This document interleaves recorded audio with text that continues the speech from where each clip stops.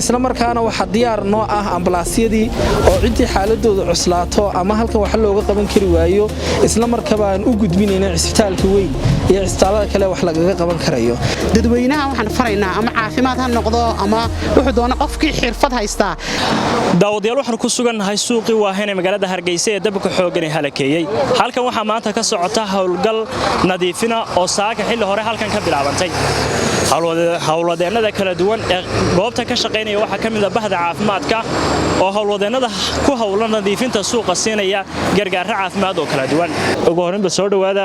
isku duwaha ayaan gobolka Muradjeex ee wasaaradda caafimaadka ku soo dhaweyn doona isku duwasay hawsha u socota balno bismillaahir rahmaanir rahiim guranaad iyo aad bad mahadsantihiin wasaaradda horumarinta caafimaadka tan iyo maalintii uu dabkani kacay waxay ku jirtay heegan maadaama oo aynaan war buuxa ka haynin suuqa weyn ee dadka tirada badan leh ay ku noolaayeen markastana waxaanu heeganka ugu jirnay dadka shaqeynaya iyo dadyoogii markii horeba ku shaqeynayay in aynu wixii wax kaga yimaadaan aanu si degdeg ah halkan wax ugu qabanno xarun caafimaad oo xaaladaha degdega la tacaasha ayaanu halkan ka sameynay suuqa dhexdiisa xanaanadii ahaan jirtay isla markaana waxa diyaar noo ah ambalaasyadii oo cidii xaaladooda cuslaato ama halkan wax looga qaban kari waayo isla markaaba aan u gudbinayna cisbitaalka weyn iyo cisbitaalada kale wax lagaga qaban karayo ilaa hadda falilaa alxamd ilaa maalintii uu dabku kacay cid wax ku noqotay oo weyn oo dhibaato saa u si balaadhana maanaanu arag marka laga reebo dhaawacyo yar fudfudud intooda badanna markii wax loo qabtay dhammaan way baxeen oo guryahoogii bay tageen iyagoo caafimaad qaba magacayga waxa la yiraahdaa Naciime Xuseen waxaan ka tirsanahay bahda caafimaadka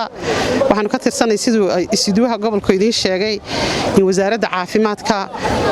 waxaan also nahay maxaa la yiraahdaa iskuulka caafimaadka ee maxadka culunta tababarka caafimaadka dawladda qof kasta oo maaragtay xirfad gaar ah waa inuu ka soo qayb galo waa arin qaran waa arin weyn bay noo taala tan iyo maalintii la bilaabay ama talo keen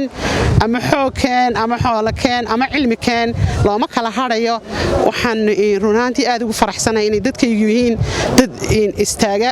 maxaa la yiraahdaa iyaga oo wada jira oo kala harharsanayn ayaan jecelahay dhibaatada wax lagaga baxaa unity-ga lagaga baxaa ama kali ahaanshaha ama iswada raaca aad iyo aad ayaan ugu faraxsanahay waayo waxaan hogaaminaya liidaro ama dad maamula oo maasha Allah wadankooga jecel aan nasanin shalay toole maxaa la yiraahdaa shirarkii aan ka qayb galay aroortii sidoo u bilaabay dadku iyaga sooman casarkii baa laga baxay hadana casarkii meer kala la tagay anigu waan tagay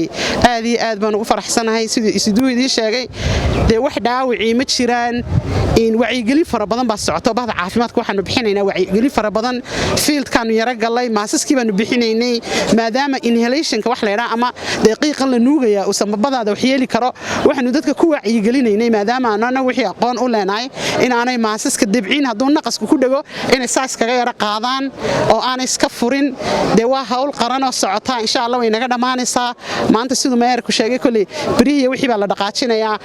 maalinteedii weyneed way soo socotaa shicib weynuhu wasadhex qaadayo qof waliba wuxuu kari karayo oo qaadaya way soo socotaa insha Allah waan ducaynaynaa dadweynaha waxaan faraynaa ama caafimaad ha noqdo ama wuxuu doona qofkii xirfad haysta inuu isa soo barbar taago shaqadani ma aha shaqo individual ama dawladda hoose ama dawladda waa shaqadeeni waa shaqadii qaranka waa suuqii qaranka waa suuqeeni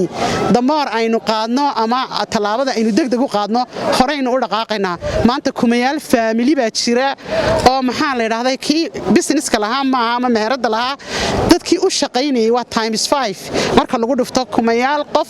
oo suuqani waxa xasuustoodii ay ku soo kali jiray maanta meel ay ku kalaan ma haysto dadkaas ay rabnaa insha Allah inaynu u degdegno fikrada la keeno sidii ay u dhaqaajin lahaayeen maaragtay in businessyadooda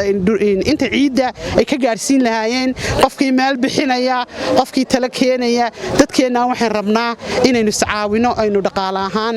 iswada barbar taagno cilmi ahaan isbarbar taagno aad baan ugu faraxsanahay inaan ka soo qayb galay waayo emergency waxaan ka qayb gali jirin caalamka